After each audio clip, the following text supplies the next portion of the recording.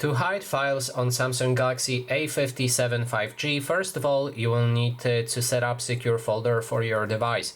And I've made dedicated video on how to perform setup for secure folder. If you're interested, you can watch it on my channel. When the setup for secure folder is done, you can navigate into secure folder app. And then you need to make sure that you have your files app that you're going to use to access those files. You can add it by clicking on the plus button and then look for the files app.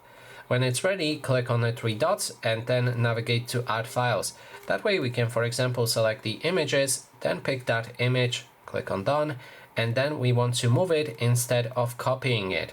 That way we'll be able to see that specific image in the files folder, and now this specific white image is gone from the gallery. So if I open my gallery, as you can see, there's only my wallpaper. That file is gone.